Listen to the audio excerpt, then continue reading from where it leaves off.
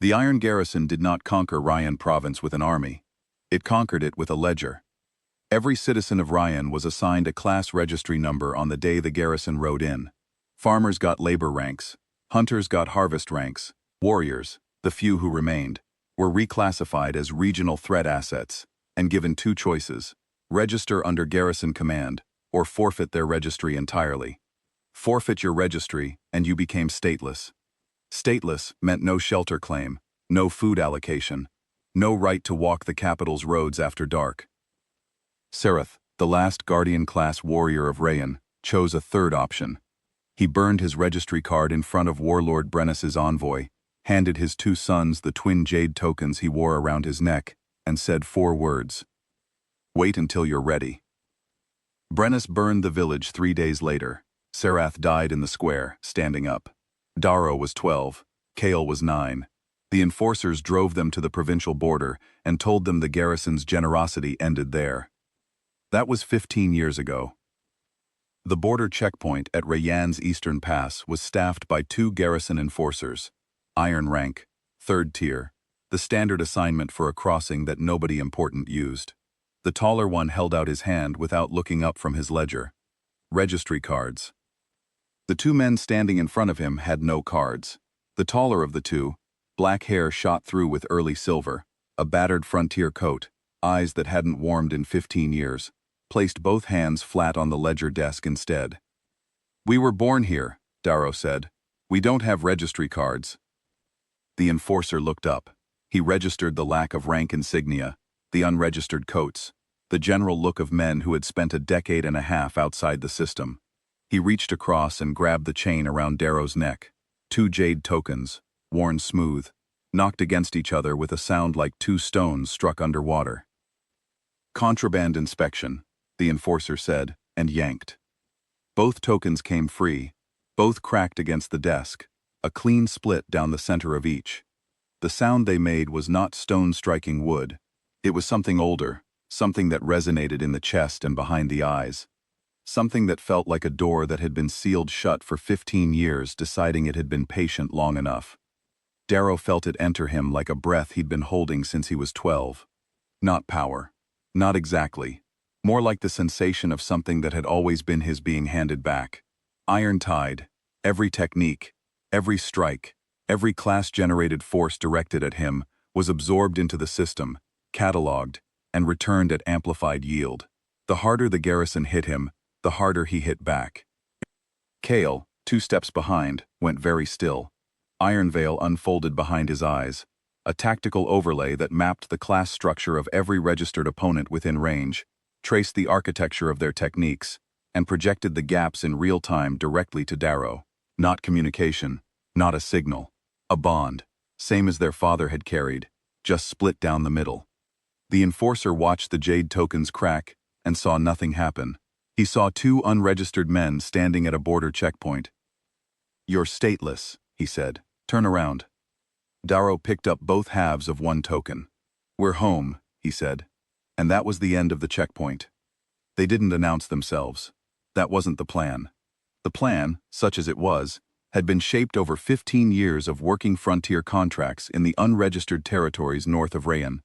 Years of fighting ranked opponents with nothing but unregistered technique and each other, learning to move as one unit, learning exactly how much damage the garrison's tier system could absorb before it noticed. Darrow had always been the one who took the hits. Kale had always been the one who read the room. They had built an entire fighting language out of that division without ever having a name for it. Now, with the Iron Inheritance active, the language had a name, and it had their father's weight behind it. They started at the bottom of the tier structure. 3rd tier enforcers, the checkpoint grade, fell quietly. No broadcasts, no reports. Kale's iron veil mapped each one before they stepped into range, showing Darrow the exact angle where a 3rd tier's class defense had a seam. Iron Tide didn't need much to absorb a 3rd tier technique. The returns were proportional, but even a proportional return on a 3rd tier strike was enough. Word reached the garrison's regional post on the 3rd day. 2 unregistered men, no class tags readable, no registry signal. The regional commander sent 4 2nd-tier enforcers and told them to bring the men in, registered or not. Kale saw the four of them coming from 200 meters out. By the time they reached the road junction where Darrow was waiting, the Iron Veil overlay had already charted all four class structures, projected all four technique trajectories, and identified the sequential order of engagement that would let Darrow absorb the maximum yield from each one before the next closed in. 4 second-tier techniques, amplified and returned. The regional commander's report, when it came, was short. It said, "Unknown classification, possible rogue sovereign class, request iron rank response." Warlord Brennus read the report in the provincial capital. He set it down, looked out at the city he had spent 15 years building on Rian's back, and ordered his Iron Fist Corps to mobilize. There were 9 of them, first-tier enforcement, Brennus's personal unit, each one carrying a class strong enough to hold a provincial border solo. Their formation was the garrison's signature tactic, a 9-point enclosure that activated a shared class amplification field when all 9 were within range, making each one's technique feed the others. In 15 years of occupation, no unregistered combatant had broken the formation. Brennus did not go with them. He sent them ahead. He wanted the threat neutralized and the bodies recovered so he could identify the class and close whatever gap had let it develop unchecked. The Iron Fist Corps found Darrow and Kale at the edge of the old village ground, the patch of scorched earth that had been the center of Rayan's settlement before Brennus burned it. Nothing grew there. The garrison had built a supply depot on one side of it, and a registry processing station on the other, but the center stayed bare. 15 years of bare ground, right where Sarath had fallen. Darrow stood on it. Kale stood 2 steps back and to his left, the same position he'd held since the border checkpoint. The 9-point enclosure formed. The class amplification field activated. 9 first-tier techniques locked onto one target. Darrow saw it the moment Kale mapped it. Not a visual, not a voice, just knowledge. Clean and immediate, the way you know where your own hand is without looking. He moved before the outer 4 committed to their technique. Iron Tide absorbed the first strike, returned it at amplified yield, not to the striker, but to the amplification field's nearest anchor point. The field cracked. The second outer enforcer adjusted, tried a different angle. Iron Tide absorbed that too, returned it to the same anchor.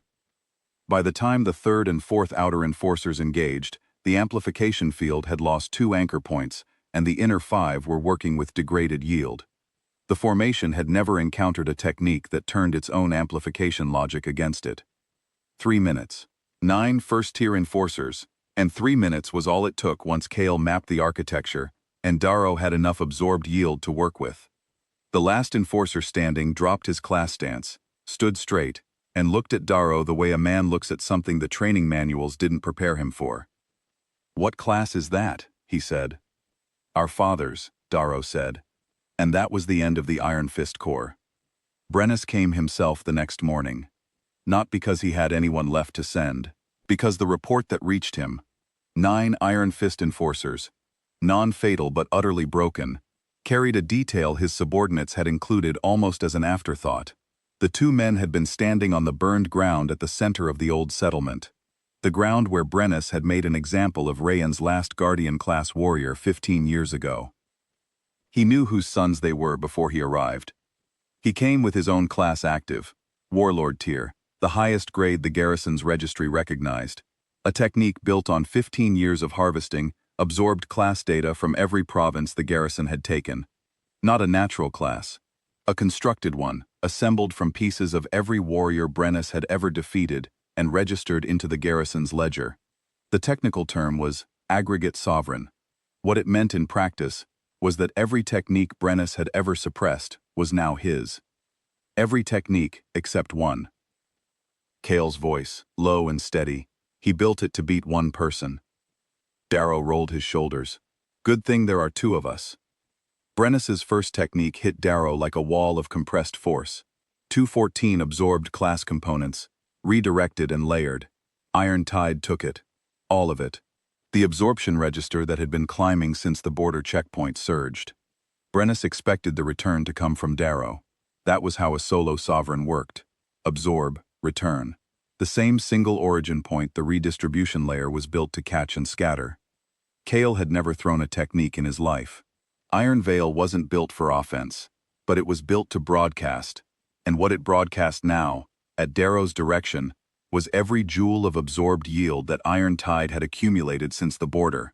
Not a strike, a transmission, a return from a second origin point.